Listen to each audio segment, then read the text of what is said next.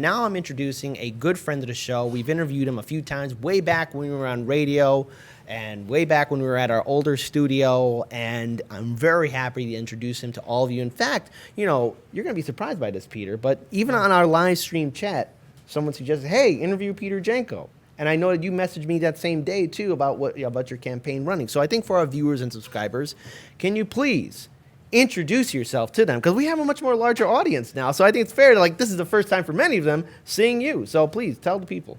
Okay, well, first of all, thank you guys for having me on the show. I always enjoy coming down here. My name is Pete Janko. I'm running for state rep in Illinois 63, which is up in McHenry County. I'm also your current state central committeeman in the 14th Congressional District, which is Lauren Underwood's district. And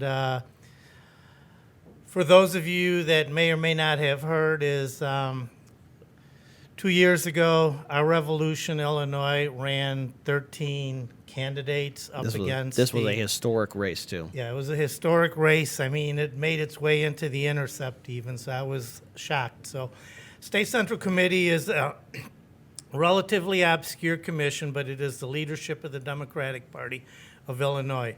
So anyway, 13 candidates went and ran for State Central Committee positions across the state, and I was the only one that was successful.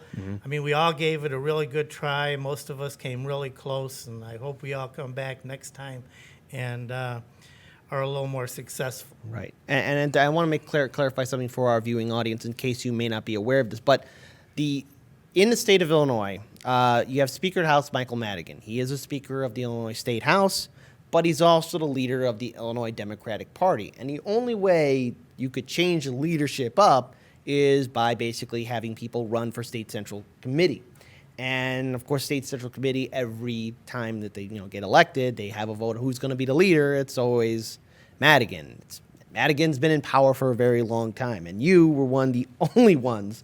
Basically, I mean, because I want to talk about your campaign. Sure. I want to talk about your race. But I think it's very important for people to understand just who Madigan is as a person and really your relationship with him and your vote in regards when he asked you, Right. will you vote for me to be the Illinois Democratic leader? Can you tell our viewers about this? Right. So anyway, what happens is every time the new Central Committee people get elected, Michael Madigan phones everybody and asks them, can I support on your vote? And I started out by saying no because I haven't worked with you and I want to see who else is running. And that was a strange question to ask because I started calling some of the current members to see if anybody else was running because I was new and, I didn't know if somebody else was running, if we had choices. And, boy, I got some strange reactions, So, but anyway, I stuck to my guns. I said I was going to vote no. Michael Madigan tried to talk me out of it, but I had promised my constituents that I would stay true to my pledge, because what happened is the Michael Madigan machine and some of the incumbent State Central Committee people did a smear campaign on many of us, and as soon as that happened, it all changed. Where I was going to vote present initially. But as soon as they went negative, then I said, no, I can't vote for the status quo the way it was. Absolutely, and that took a lot of courage because in this system that we have, and especially in the state of Illinois, the Illinois Democratic Machine, to our viewers and subscribers, is a very powerful outlet, organization, and it takes bravery to take them on. And I have to say this, I'm glad we interviewed you and covered you when you were still a candidate and then when you won. But now you're doing something different. You're running for the Illinois State District 63. 63. Yeah, up the ante a little bit. Okay, so let's get an idea for our viewers, because a lot of our viewers live out of state, but they might know people that live in that district in Illinois. Who's the current incumbent, and why are you running for this office? Okay, the current incumbent is a Republican. His name is Steve Reich, and he's pretty unpopular. At least he is amongst all the Democrats and independents. And We wanted to flip that district blue for a long time. In the last cycle in 2018, McHenry County, which has always been bright red, and McHenry County is one of the 6 collar counties. It's northwest of Chicago. So if you follow the tollway out and get off at the Hampshire exit and go north, that's McHenry County. So anyway, so when Lauren Underwood decided to run for Congress, okay, it really, really energized the voters to come out and vote. And it actually created somewhat of a blue wave, simply because they were tired of the current congressman, and things were changing. And there's even a belief that McHenry County may actually be predominantly blue, but a lot of the voters are not turning out because they think, oh, well, I'm the only Democrat, and I don't want to waste my vote. So for all you McHenry County people out there, is make sure you go out in the primaries, make sure you go out in the general election, because from every indication, we are the majority, and we can turn McHenry County blue. Okay, so you're going up against a Republican. Now, however, I think it's very important to note, too, that are you the only Democrat in this race, and what has been basically your conversation with the Illinois Democratic Party? Have they been talking to you? What's exactly going on? Okay. Now, as far as I'm concerned, to answer that question, I consider myself to be the only Democrat in the Democratic primary. I announced that I was running way back in the spring, like in February, and in September, the mayor of Woodstock showed up and decided to run as a Democrat instead of a Republican.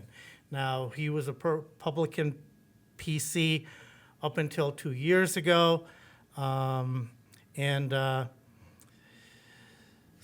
anyway, I don't know if it's, Trump fallout or what, never Trumpers. I heard they're running as Democrats now because Trump has kind of like toxified the brand or anything, but he's a fiscal conservative. He's done some okay things as mayor, but then again, he's also taken the credit for a lot of things that his administration did. And, so anyway, it's going to be a tough race because the guy has far more name recognition than I do. So we'll see what happens. So I've got volunteers out there, and we're busting our butts. All right, so, and I'm going to assume then that the Illinois Democratic Party is all in for the other guy. Or are they staying out of this? It's okay. That's a difficult question to answer because within the party, officially, neither the McHenry County Party or the Democratic Party of Illinois is taking a position on my race. So outwardly, it looks like, both are keeping their hands off. Behind the scenes, as far as the state party goes, I don't have any idea what's going on. All I know is I haven't received a penny from them or support from them. Our local McHenry County Party, again, publicly they're staying out of it, but there are some, because of the popularity, I guess, of the mayor, they've, the party more or less leans towards my Republican in name only, my Republican, that's a Democrat in name only opponent. Okay. Now, let's talk about some of your policies. Because Right. you shared them with me before we did this interview, and I'm really interested in these main two. I know there's a lot more you're running on, but I think it's important that you even tell them to our audience because I'm very interested about them. The tax big money political campaigns. What is that? Okay. Let me go to the start with this, okay? Like most of us, we've been fighting for getting big money out of politics. There's Wolf Pack and everything, and they're looking to do it by constitutional... By a constitutional convention through the states, right, yes. through the states, okay? And I see that as the long road. So I'm thinking, so what happened is Sun Times send out a candidate questionnaire. And on this questionnaire, it asks, so if the fair tax fails, okay, what tax would I propose to make up the shortfall, to take care of the pension crisis, to fund the social programs and everything. And I'm thinking, holy shit, That's fine. Don't worry about it. Our I'm audience thinking- is I'm okay thinking- with that. Yeah, I'm thinking in Illinois, I'm going to go and advocate for a new tax, right? I mean, we hear it all the time. People are leaving the state. So I'm thinking to myself, I got to answer this question. And it came to me. I said, okay, so I answered the question. I said, let's tax political campaigns like a business.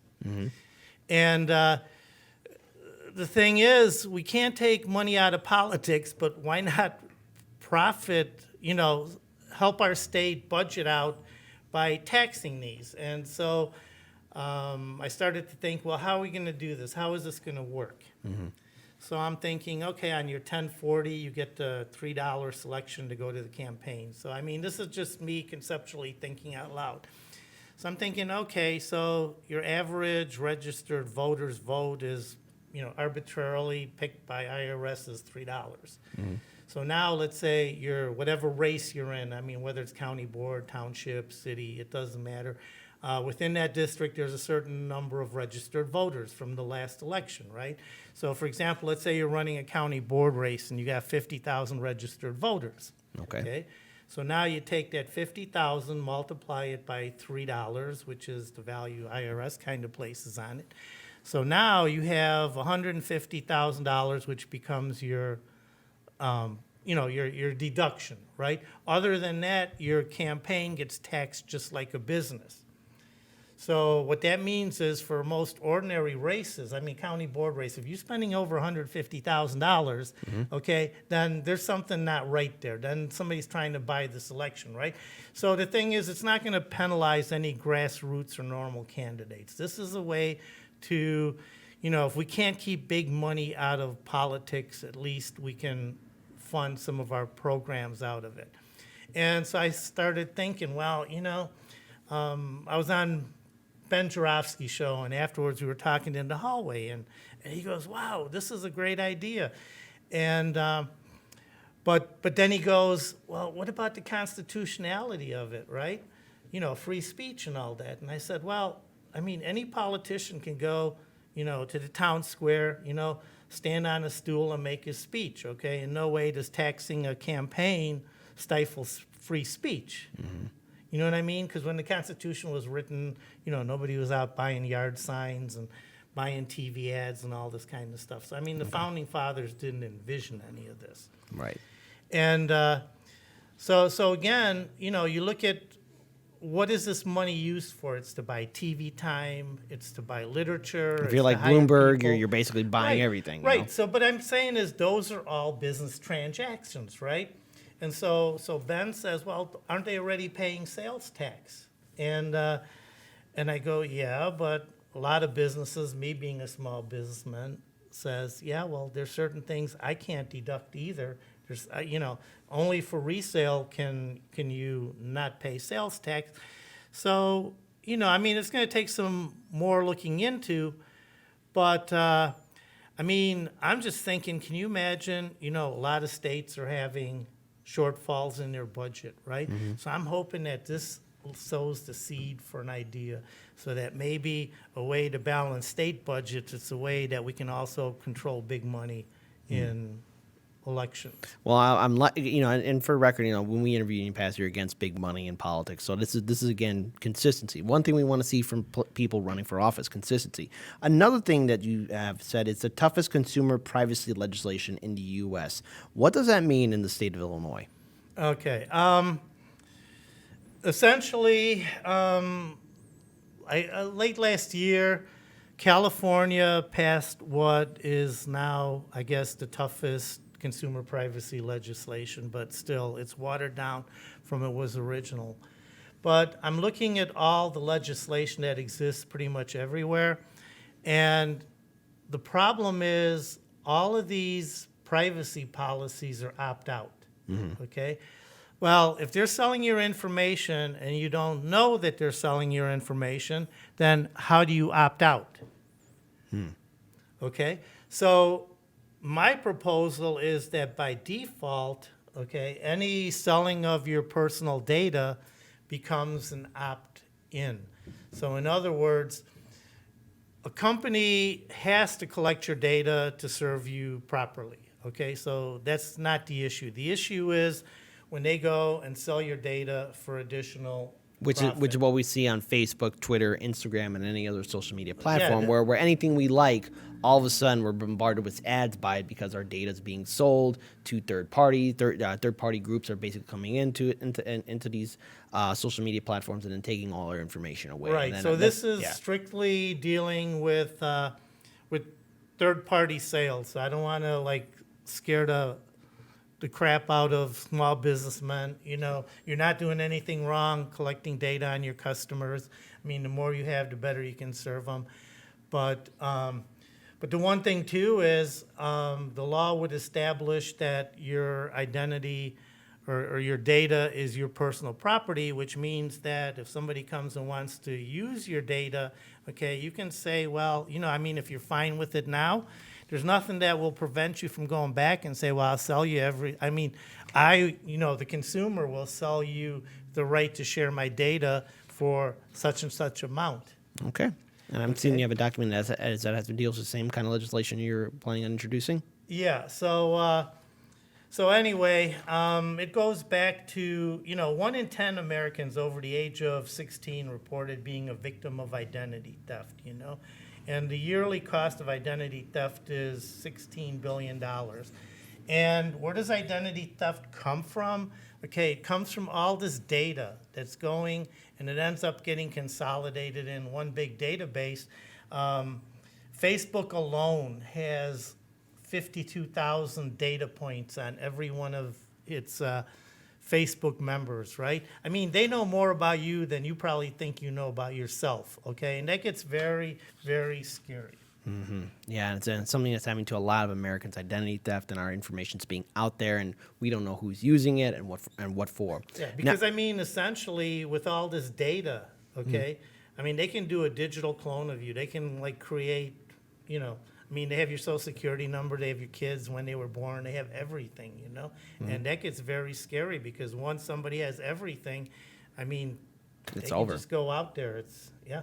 So you mentioned the fair tax, the progressive income tax. Now, should you be elected into office to represent the people of the 63rd House District in the state of Illinois, what would you do to really enact, I guess, the idea of proposing a progressive income tax? Because as for many of our viewers who may not know, we have a flat tax in the state of Illinois, and it's in our Constitution, and the only way to really overturn that is if the Senate and House vote in majority to get rid of it. Right. So what would you do to really propose to your colleagues in the Illinois State Senate and House that we should have a fair tax in our state? Okay, let me just say one little thing about this whole fair tax thing that's very important for everybody to consider, okay? When we put this thing on the ballot, okay, all it does is remove the mandate or whatever you want to call it, the law that says we shall have a flat tax, right? So when the Constitution gets changed and we take that out, and let's say the progressive income tax doesn't live up to its promise, okay, this is what conservatives are doing. Oh, well, this locks us into this so-called progressive income tax. And I says, no, it doesn't. All it does is it means that you allow a progressive income tax, but you can go back to a fair tax anytime. So it's just that provision is taken out. Okay, thank you for And, clarifying that, lot because there's a lot of misinformation out there. There's a lot of misinformation out there, and a lot of people are going under the false assumption that what if it doesn't work, that we're going to get trapped into it. That's not it, okay? If you vote for it, all you're doing is allowing it to happen, okay? But then there still has to be, a bill to establish all the tax rates and everything else like that. So, I mean, we're a far away from implementing even after it gets approved. And everything is still changeable. You know what I mean? Right. Now, one other issue I do want to bring up too, and I think I brought this up to another candidate that's running for Illinois State Senate, and that is, in the state of Illinois, there's a lot of Superfund sites here, and the Illinois Environmental Protection Agency, it has no teeth. what would you do to really ensure that we actually have an agency that's going to be protecting the people in the state of Illinois? Because our Environmental Protection Agency is turning a willing blind eye to the industrial facilities that are here that are polluting. We have Superfund sites. There's lead in Chicago's drinking water, but there's probably a lot of numerous other communities all across the state of Illinois that have contaminated water. What are you prepared to do to really ensure that we actually have protection for our people, for our communities? Because if people are breathing in and living in polluted environments, they get sick. And of course, as we covered in our show, one bad day, you're stuck with a medical bill and it's all over for you. So what are you prepared to do? Okay. As we probably know, we've had a budget crisis for a very long time, which means many of our agencies are underfunded. Now, the good news on that is JB has actually been doing good. I mean, he's increasing the number of people at DCFS because that's a huge problem. As far as EPA goes, what I would do is I would form a committee because I'll tell you something, I'm a progressive. I call myself even a progressive insurgent, but the one thing I have to agree with is that we have way too many laws and regulations, okay? In our state? In our state, okay? But I'm not saying, okay, but here's what I'm going with this, okay? And what I mean by that is we need to form committees. And what we need to do is we need to reevaluate some of the policies, okay? So certain policies may go back 20, 30 years. I mean, we might have regulations that go back to coke furnaces and stuff that we don't have. And that is right? and just for our audience to understand too, that even in Chicago, to areas that are polluted, areas that are very questionable, there are laws there that are 100 years old. So that is a real problem, not only in Chicago but all over Illinois. So what I'm saying is somebody like a committee needs to be formed to actually prioritize what needs to happen first, okay? For example, one of the things that not too many people are talking about is that certain counties are running out of water, Will County specifically, okay? Their wells are running dry. They've tapped into the aquifer way too far, where now they're sucking out water from underneath DeKalb County, and DeKalb County is getting upset about it, right? And we just can't go and pump more water from Lake Michigan because we have international treaties. We can only take so much water out, every year. Okay, so what I'm saying is we need people from the state. The legislator needs to form a committee that actually talks to Michigan, Canada, whoever's on the Great Lakes, and look at water usage. Okay, can we take more water? I mean, we have some years that the lake levels are very high, and then we have some years where they're very low, and climate change being a real threat. Climate change now coming into it, and I mean, up in McHenry County, we've had flooding on the Fox River like we've never had before, and so we've got to start thinking: is Fox Lake is like a shallow lake, okay? So do we dredge it and turn it into a reservoir, to contain stormwater? Instead of letting it flow downstream. So I'm saying is it's going to take some serious thought. It's going to take some deep thinking. Where do we go? How does Illinois deal with climate change? Okay, because I don't think we are right now. I think we might be talking about it, but I don't see anything seriously coming out of Springfield. All right. Now, I think as we wrap this interview up, Peter, I'm very happy that you're back on the show again. I mean, you've been with us. You're one of the few people to say you were with us basically in the beginning. Because you saw us on radio, public television, at our older studio, and now here you are at a brand new studio. So I think for our viewers and subscribers, if they want to learn more about you, if they want to tell their friends who live in the 63rd Illinois State House District, if they want to learn more about your campaign, where can they find you online and on social media so they could support you in your campaign? Okay. Please say that directly. Okay. There. My webpage is Pete for Illinois, and just let all of you know, I had it first. I had it 2 years ago. This mayor from South Bend, that's not the real Pete, okay? I'm the real Pete. So it's Pete, the number 4 in Illinois. You can just hashtag it into Google. It'll get you to my Facebook page. It'll get you to all my, wherever I'm at. It'll take you back to some of these wonderful stories that we talked about. So again, Pete, P-E-T-E, the number 4, Illinois, and you can find out everything you ever wanted to know about me and maybe a little bit too much. Well, Pete, that's a very good note to end it on. Thank you so much for joining Hard Lens Media. This is Kit Cabello. Peace to you guys. Let us all do what we can to build a better future.